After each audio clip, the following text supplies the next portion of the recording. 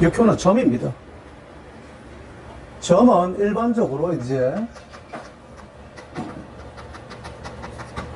점은 학이 있고 술이 있습니다. 그러니까 여러분들이 생각할 때는 학은 약간 좀 품위가 있는 느낌이고 술은 조금 떨어지는 그런 느낌인데, 우리가 점을 크게 본다 그러면은 학이라고 그러면은 우리가 명리학이 됩니다. 그 다음에 술이라고 그러면은 여러 가지가 있습니다. 육효, 그 다음에 자미, 계문, 유김, 뭐 서양에서는 타로 정도 되겠죠. 자, 이 점은 보면은 이 점과 같은 맥락입니다. 그러니까 명리학은 인간 삶을 긴 관점에서 관찰하는 것이고, 육효와 같은 그런 점은 일정 시점에 일어난 사건에 대해서 그 사건의 길흉이 어떻고 성패가 어떤가를 가리는 것이 이 점입니다. 우리가 이제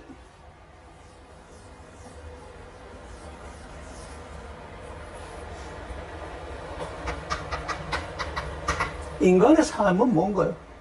인간의 삶은 여러 가지로 많이 표현이 되겠죠. 그런데 저는 이제 육효 강의를 하기 전에 꼭 이 말씀을 드립니다. 인간의 삶은 BCD다. B는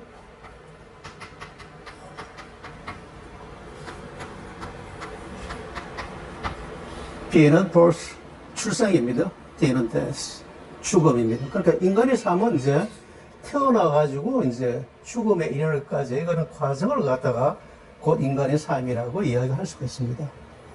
이 C는 뭔가? B와 D는 고정되어 있습니다. 출생과 죽음은 고정되어 있지만 이 C는 다양한 의미를 가지고 있습니다. 그런데 저는 이 C를 어떻게 해석하느냐 하면은 변화입니다. 인간의 삶은 고정되어 있지 않고 변하는 것입니다.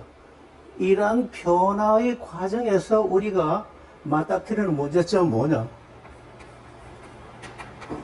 choice, 결정입니다. 우리는 살아가면서 많은 변화를 겪을 때, 그런 변화를 겪을 때마다 어떠한 결정을 해줘야 됩니다. 이러한 결정을 제대로 함으로 해가지고 삶이 좀 더 좋아지고 성공하게 되고, 이러한 결정이 잘못됨으로 해가지고 삶이 피폐해지고 실패해지는 그런 과정을 거치게 되죠. 그런데 우리가 살아가면서 이러한 결정을 하는 과정에 있어서 항상 옳은 결정을 하는 것만은 아닙니다. 그리고 쉽게 결정을 내릴 수 있는 사람만 우리가 접하는 건 아닙니다. 우리가 결정이 어렵다. 그럴 경우에는 누구한테 조언을 구하죠. 나보다 좀 더 경험이 있다든지 학식이 높다든지 그런 분들한테 우리가 조언을 구한다든지, 아니면 책을 보고 우리가 조언을 이렇게 얻는다든지, 그런 여러 가지 조언을 얻는 방법 중에 하나가 점이라는 것입니다. 그래서 우리는 이런 어떤 상황에 대해서 점을 쳐본다. 그럼 내가 이런 결정을 내릴 때 과연 내 결정이 맞을까 하는 그런 후회나 자신감의 상실이나 이런 걸 갖다 점을 칭으로 해가지고 이 결정에 대한 나의 신뢰나 자신감을 좀 더 높일 수가 있고, 후회감을 갖다 좀 더 줄일 수도 있다. 물론 이러한 점에 의해서 결정이 되는 것이 다 옳다고는 이야기 못하지만, 어떻든지 간에 비록 그것이 옳지 않다 하더라도 내가 결정한 데 대해서 나름대로 자신감이 있다 그러면은 그건 내 삶에 있어서 좀 더 내가 편안하게 생각할 수 있다. 그런 관점에서 우리는 점을 칩니다. 이러한 점은 보면은 옛날에 이제 점을 어떻게 쳤느냐, 뭐 여러 가지 방법이 있는데, 옛날에 점을 치는 가장 원시적인 방법은 동물의 뼈나 거북이의 등껍질을 갖다 불에 태우면은 이러한 불에 태워짐으로 생기는 균열을 가지고 이제 이것을 해석을 해가지고 이제 그걸 갖다 점을 쳤다고 이야기하더라고요. 그런데 여기에 보시면 이게 이제 복자입니다. 전복자, 입구자입니다. 그러니까 이 복자가 갖는 의미는 점을 치는 여러 가지 방법 중에 막대기를 세웠다, 태양이 비친다, 이 비치는 과정에서 이 막대기가 비추는 그 그림자가 어디를 가리키느냐에 따라서 길흉을 우리가 판단할 수가 있는데, 그런 길흉이 나타난 것을 입으로 전한다. 그래서 우리가 이걸 점이라고 이야기한다라고 이야기할 수 있습니다. 이러한 점을 치는, 그러니까 역학에서 점을 치는 방법에는 여러 가지가 있습니다. 여러 가지 있지만 그 중에 육효가 가장 대표적이다라고 이야기할 수 있습니다. 그럼 이 육효란 건 뭔가? 육효라는 것은 육은 6개입니다. 효는 이런 부호를 의미합니다. 이 효가 나타내는 부호가 뭔가? 양과 음을 나타냅니다. 그러니까 양이나 음이 6개 쌓임으로 해가지고 이것을 해석해서 신의 계시를 우리가 받아들인다라고 해가지고 육효라고 이야기를 하는 것입니다. 이 육효는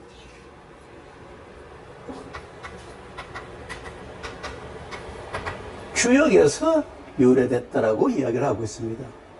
주역, 우리가 보통 달력이라고 표현하지 않습니까? 그러니까 농경사회에서는 이런 달력이 있음을 해가지고 계절의 순환이 어떻게 변하는가에 따라서 언제 농사를 잘 짓고 추수하고 모내기하고 하는 것을 우리가 판단했다는 거죠. 그래서 이 역이 굉장히 중요합니다. 그런데 왜 주역이라고 그랬는가? 이 주는 나라 이름입니다. 나라 이름. 옛날에 중국 고대에 하나라가 있고 언나라가 있고 주나라가 있었습니다. 그래서 이게 그러니까 그 전에도 이렇게 어떤 나라는 있었는데 그냥 부속국가 같은 그런 나라였고 나라의 형태를 갖다 이룬 것은 하나라, 언나라, 주나라로 이겨졌는데 이 하나라, 언나라에는 연산력, 귀장력이 있었는데 이 연산력, 귀장력이 다 전쟁에 의해서 소멸이 됐습니다. 그 다음에 주나라는 그냥 여기 있었습니다. 그런데 하나라, 언나라의 연산력, 귀장력이 없어지고 주나라의 역만 남았기 때문에 주역이다라고 이야기를 합니다. 자, 이 주나라에서 이 통일된 나라가 있는데 이 주나라가 통일을 했다가 다시 분산이 됩니다. 그것이 춘추 전국시대가 됩니다. 춘추 전국시대에 있어서 노나라하고 제나라가 있습니다. 지금 춘추 전국시대 나라가 한 5개에서 7개가 있는데 이 노나라하고 제나라가 우리한테 와 닿는 것은 노나라에는 공자라는 사람이 태어납니다. 제나라에는 유명한 사람이 강태공입니다.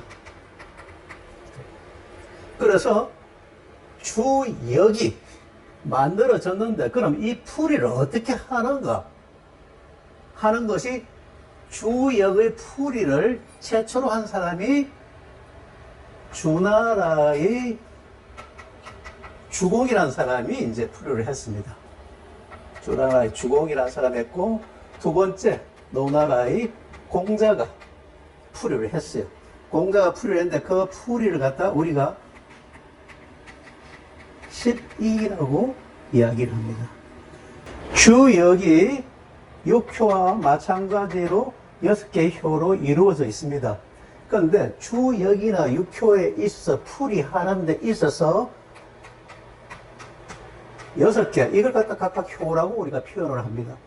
주역은 이 효를 각각 이렇게 풀이를 하고 요 셋을 괴라고 표현합니다.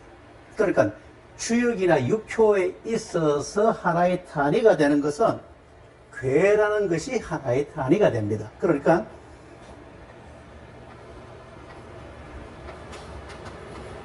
세 개의 효가 모인 것을 우리가 괴라고 표현합니다. 작게 모였네. 그래서 소성괴라고 우리가 표현을 합니다. 그러면은 여기에 또 괴가 이렇게 모입니다.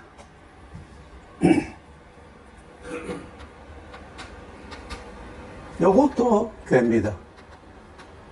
요것도 소성괴라고 우리가 표현합니다. 소성괴. 그러면은 6효가 되려면은 이 소성괴와 이 소성괴가 만나서 6개가 돼야지만 6효가 됩니다. 그러니까 요 3개만 있어가지고는 점을 칠 수가 없는 거예요. 그래서 대성괴가 돼야지 효가 6개가 돼가지고 우리가 점을 쳐가지고 풀이를 할 수가 있는 겁니다. 요러한 모양, 그렇게 하나는 음량을 나타냅니다. 그러면은 양이 세 개 모였다. 이렇게 이제 가운데가 뚫리지 않은 것은 양을 의미합니다. 가운데가 뚫린 것은 음을 의미합니다. 그러면은 양이 이렇게 세 개 모였다. 그럼 이것은 무엇을 의미하는가? 양이 세 개 모였다. 그러면은 이것은 하늘을 의미합니다. 그러면 여기 음이 세 개 모였다. 그럼 이건 무엇을 의미하는가? 요것은 땅을 의미합니다. 요건 정해져 있는 겁니다. 요건 정해져 있는 겁니다. 그러면은 요 위에 것은 땅이고 요 밑에 것은 하늘이네 라는 현상이나 사물을 나타내는 것입니다. 자, 그런데 이 땅과 이 하늘이 서로 어울린다. 그러면은 현상이 하나의 사건, 행동화되는 것입니다. 이게 지금 요것은 움직이지 않습니다. 요것도 움직이지 않습니다. 그런데 아래 위가 합쳐서 6효가 되면은 이 아래 위가 어울려서 어떠한 사건이 일어난다는 이야기입니다. 그러면은 요거 하늘의 땅과 땅의 하늘이 만나면은 어떤 현상이 일어나는가? 어떤 현상이 일어날 것 같습니까?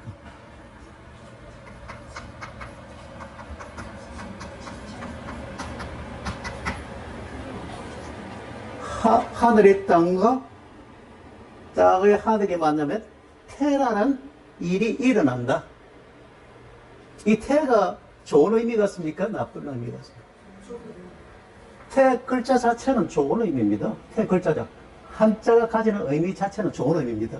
그러면 왜 좋은 의미가 생기는가? 하늘에는 땅이 있어요. 밑에는 땅에는 하늘이 있다. 땅은 무거워요. 무거우니까 밑으로 내려가려는 속성이 있다. 하늘은 가벼워요. 가벼우니까 위로 올라가는 속성이 있다. 그러면은 하늘에 있는 땅이 내려오고 땅에 있는 하늘이 올라가면서 서로 땅과 하늘이 잘 만난다. 그러면은 뭔가 소통이 잘 되고 화합이 잘 되겠네. 그러니까 세상이 편안해지겠네 라는 것을 나타낸다. 하늘이 있습니다. 땅이 있습니다. 그럼 이런 괴가 나왔다. 요걸 소승계라고 표현했죠. 요걸 또 소승계라 했고 합치면 6효가 돼서 대승계가 된다. 자, 조금 전에 말씀드린 것은 하늘에는 땅이 있고 땅에는 하늘이 있다. 그러니까 좋네 라고 이야기했습니다. 그럼 하늘에는 하늘이 있고 땅에는 땅이 있다. 그러면 좋겠습니까? 틀리겠습니까? 안 좋겠죠. 천지비라는 부정적인 괴가 나왔다는 겁니다. 자, 내가 어떤 사람하고 동업을 하려고 그래요. 동업을 하려고 하는데 그 사람하고 동업을 하면 잘 될까? 라는 그러한 그러한 걸 내가 점을 쳐봤어요. 그럼 그러한 점을 칠 때 그 사람이 나한테 호의적인지 호의적이 아닌지, 그 사람이 나와 그냥 비슷한 생각을 가지고 있는지, 그런 걸 아는 방법은 여러 가지가 있겠죠. 그래서 그 사람한테 우리가 명리학적인 관점에서는 그 사람한테 사주를 물어봐가지고 그 사람의 오행이 나를 이제 보완한다 어쩐다 그러면 좋다고 이야기할 수가 있고, 나의 기신을 그 사람이 가지고 있다 그러면 좀 문제가 있네라고 이야기할 수가 있죠.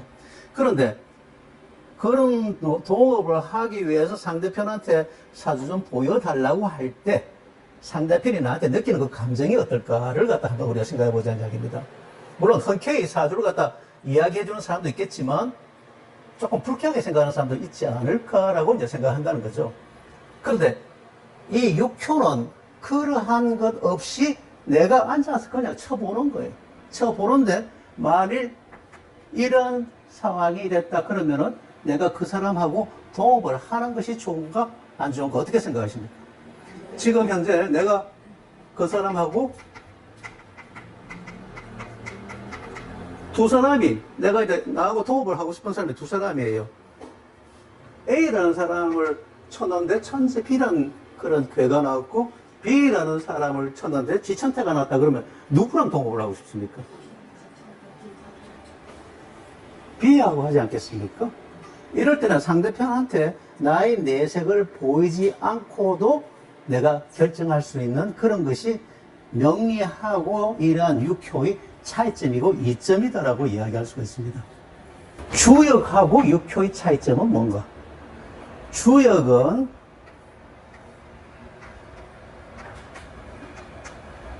이렇게 6효가 있습니다. 이 하나를 효라고 풀이합니다.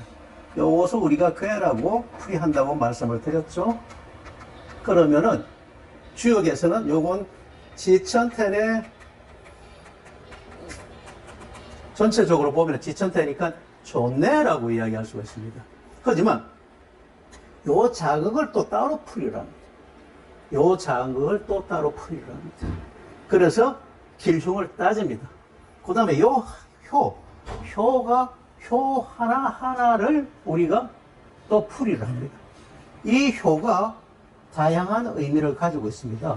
그러니까 초효는 뭐 집터다, 뭐 이효는 뭐 안방이다, 대문이다, 이런 다양한 효를 가지고 그런 걸 가지고 우리가 이제 기륭을 판단을 하는데 그것이 주역의 판단입니다. 이것이 주역으로 판단을. 그럼 육효는 뭐냐? 이라 하는데 12지지를 붙입니다.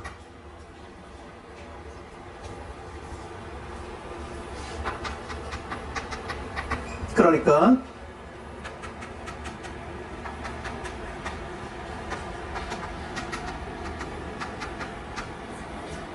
육효에서는 주역과 달리 이 효에 12지지를 이렇게 붙입니다. 12지지를 붙이고 그 다음에 여기에다가 육친을 부여합니다. 육친을. 그러니까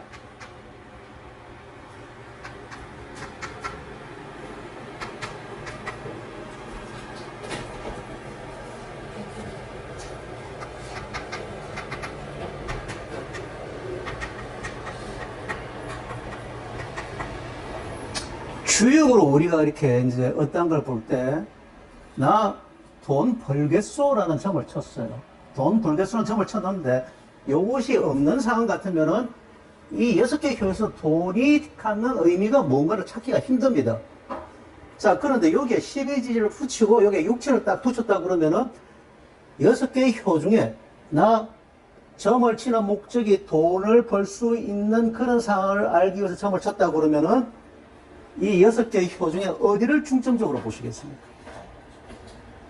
돈을 벌겠다는 그런 목적을 가지고 점을 쳤다 그러면 요 재가 붙어 있는 것을 중점적으로 보지 않겠습니까? 그러니까 요런 것들이 주역보다 훨씬 보기가 편하고 좀 더 어떠한 사안에 대해서 정확하게 볼 수 있는 게 있다. 자, 그런데 또 주역과 육효의 차이점이 뭐냐?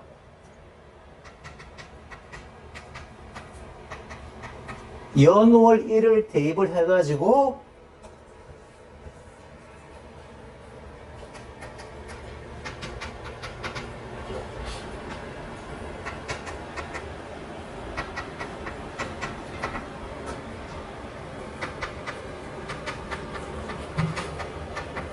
병신월 갑진일에 내가 쳤어요. 병신을 갑진일에 쳤다. 자, 그러면은 이렇게 내가 예를 들습니다. 내가 돈 벌겠어요. 그러면은 주역에서는 뭐 어디를 이 6개 효 중에 어디를 봐야 될지 모르지만 육효에서는 재가 육치 중에 재가 붙어 있는 걸 보면 된다. 그래서 요거하고 요거를 중점적으로 봐라. 그런데 이 재가 월 1에 힘을 받으면은 돈이 많겠습니까? 적겠습니까? 월 1에 힘을 받으면 돈이 많을 거고 월 1에 힘을 안 받으면 돈이 적을 거예요. 그런데 주역에서는 그걸 알기가 조금 곤란하다. 아주 굉장히 심오한 그러한 지식을 습득하지 않으면 알기가 좀 곤란하다. 그러면 이 사람은 어떻습니까? 돈이 있을 것 같습니까? 없을 것 같습니까? 없어. 아, 그렇습니까? 왜요? 지금 보면 월에는 금생수화죠. 그 다음에 일에는 토국수화입니다. 자, 그래서 1대 1이다. 그렇게 월에서는 생을 받고 일에서는 극을 받으니까 생하고 극이 1대 1이다. 이럴 때는 여기서는 괜찮다는 거예요. 그렇게 육효에서는 괜찮다. 그럼 돈이 있다. 자, 돈은 있어요. 그럼 이 돈은, 돈은 이제 내가 돈을 벌겠습니까? 라고 점을 쳤어요. 그러니까 돈은 눈에 보여요. 돈에 눈이 보이는데 이 사람이 돈을 가지겠습니까? 지금 제가 그 전에 말씀을 하나 또 드리는 것은 주역에는 세와 응이라는 단어가 없습니다. 세와 응이라는 단어는 나를 의미하고 응은 상대편을 의미합니다. 그게 기본적으로 새는 나를 의미하는 것이니까. 자, 새의 지금 돈은 신월의 금생수하고 그 다음에 질의 토국수와 함께 1대1이야. 그게 일생일극이니까 돈은 그냥 있어. 있는데 그럼 이 돈이 나한테 오느냐 말입니다. 그럴 때는 나한테 오느냐를 볼 때는 또 뭐를 보느냐. 그러니까 내가 돈을 갖다가 가지기 위해서 점을 쳤다. 그러면 내가 추구하는 것이 돈이기 때문에 쟤를 먼저 본다. 그 다음에 내가 돈을 가지겠느냐고 물어봤으니까 새를 또 그 다음에 본다. 자, 새를 보는데 새에 뭐가 붙어있으면 돈이 나한테 오겠습니까? 새가 새에 관이 붙어있으면 어떻습니까? 재생관 하니까 돈이 나한테 올 거예요. 그 다음에 새에 재가 붙어있으면은 같은 새니까 돈이 또 나한테 올 거예요. 그런데 새에 뭐가 붙어있습니까, 지금? 형이 붙어있지 않습니까? 명리에서 형을 뭐라고 그러나요? 비겁이라고 그러죠. 자, 비겁은 뭐를 극합니까? 죄를 극하지 않습니까? 그러면 내가 돈을 갖다가 가질 수 있느냐라는 점을 쳤는데, 돈은 있어요. 근데 이 돈이 나한테 안 온다는 이야기. 왜냐면 내가 형을 가질까? 내가 토국수 하니까 돈이 안 온다라고 우리가 이야기해요. 이런 식으로 육효를 본다는 이야기입니다. 그러니까 주역과 육효의 차이점은 뭐냐? 주역에는 단순히 이렇게 이 효나 개만 가지고 어떤 기lum을 판단했지만 육효는 이렇게 12지지를 붙이고 이 12지지에 육친을 붙이고 그 다음에 연을 일해서 어떠한 강약을 갖다가 보는 그런 상황이다. 자, 그러면 우리가 어떠한 일에 대해서 그 일에 영향을 줄 수 있는 여러 가지 일을 갖다 다 고려해서 판단하는 것이 좀 더 정확합니까? 아니면 단순하게 한두 가지만 고려해가지고 판단하는 것이 정확합니까? 우리가 어떠한 일을 추정을 할 때는 가능한 한 그 일에 영향을 줄 수 있는 모든 변수를 다 접목시켜서 판단하는 것이 좀 더 정확하지 않습니까? 그래서 어떤 의미에서 점을 치는 데는 육효가 주역보다 훨씬 정확하다라고 이야기할 수가 있습니다. 명리와 육효의 차이점은 뭔가?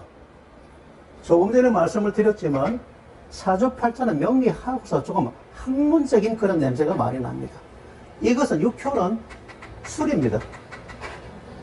그러니까 명리학은 인간 하나의 개체를 태어나면서부터 죽었을 때까지 그런 삶을 큰 흐름에서 보는 것입니다. 이 사람의 성격은 어떻고 이 사람이 가지고 있는 재능은 무엇이고 그러한 재능을 가지고 무엇을 했으면 좋고 부모, 자식, 돈, 관우는 어떤가?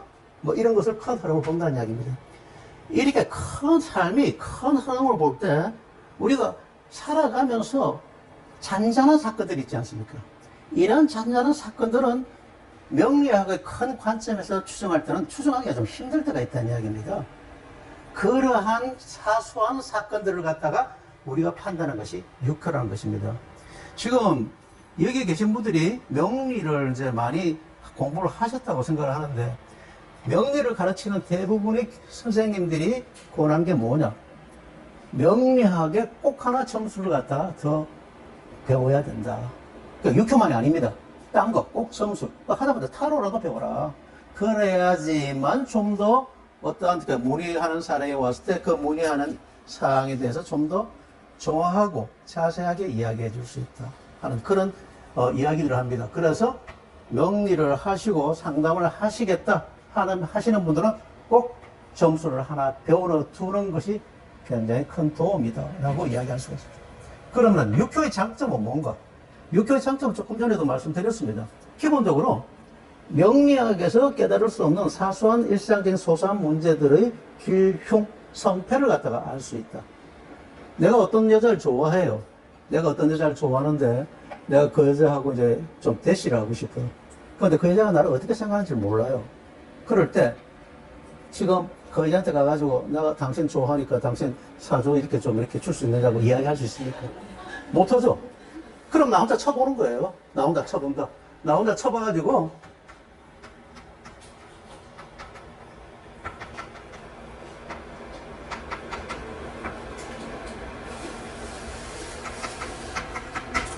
이런 개가 나왔다. 이런 개가 나왔어요. 그러면은 새가 날아버렸습니다. 응은 상대편이라고 그랬습니다. 상대편은 내가 이런 괴를 치는지도 몰라요. 그런데 내가 스스로 그 여자가 마음에 들어서 그 여자한테 어떻게 한번 대시를 해볼까라고 생각해서 딱 쳤는데 어떻습니까? 내가 대시를 하면은 그 여자하고 좋아질 수 있습니까? 아니면 나빠질 수 있습니까? 충 아닙니까? 충. 그러니까 내가 생각을 접는 거예요. 그러니까 망신당하지 않고 그냥 무난하게 일 끝나는 겁니다. 그 다음에 지금 현재 내가 어떤 사람한테 돈을 좀 빌리려고 해요. 내가 어떤 사람한테 돈을 빌리려고 하는데 이 돈을 빌리려고 이제 사주 명리로 그걸 푼다. 그러면 일단 그 사람이 돈이 있는지 없는지를 봐야 되지 않습니까? 그리고 두 번째 그 사람이 나한테 호의적인지 아닌지를 봐야 되지 않습니까? 그러면은 이럴 경우에 상대편이 진을 가지고 있고 내가 새를 가지고 있다. 술을 가지고 있다. 그러면 내가 그 사람한테 돈을 빌려달라고 이야기할 때 돈의 많고 적음을 떠나가지고 그 사람이 나한테 호의적이겠냐. 그러면 나하고 그 사람이 축이 되니까 뭐 그런 이야기 할 필요도 없다는 이야기죠. 내가 어떤 사람한테 돈을 좀 빌리고 싶어요. 돈을 빌리고 싶은데 그것도 뭐 명력으로 따지면 막 복잡해요. 복잡한데 내가 앉아서 이제 그 사람한테 돈을 좀 빌리려고 하는데 첫째, 내가 돈을 빌리려고 하려면 그 사람이 돈이 있는지 없는지 봐야 되지 않습니까? 돈 없는 사람한테 가가지고 돈 빌리려고 그러면은 빌릴 수 있습니까? 못 빌리죠. 그러니까 첫 번째 그 사람이 돈이 있는지 없는지 봐야 된다. 두 번째는 그 사람이 나한테 빌려줄 수 있는지 없는지 그걸 봐야 된다. 자, 이 사람, 내가 돈을 빌리러 갈 사람한테 돈이 있습니까? 없습니까? 상대편한테 제가 붙어 있다. 그러면은 돈이 있네. 돈이 있는데 내가 그 사람한테 부탁하면 이 사람은 돈 빌려주겠습니까? 안 됩니다. 토국수 하니까 그 사람이 돈은 있지만 나한테 안 빌려준다. 그러니까 뭐 이런 것이 이제 육효로 보는 가장 기본적인 거고, 그 다음에 이제 뭐 이런 것들이 이제 어떤 육효라는 것이 큰 흐름을 보는 것보다는 단시점의 기룡을 보는데 굉장히 유용하고 사소한 점에서도 유용하다라고 이야기합니다. 그러니까 이런 것을 보시면은 기본적으로 내가 일상적으로 이렇게 이제 살아가는 데서 결정을 하기가 조금 까다로울 때 이런 육효를 갖다 쳐보면은 굉장히 도움이 되지 않을까라고 생각하고, 저희들은 가능한 한 육효를 굉장히 쉽게 이제 알려 드리려고 이제 노력을 합니다.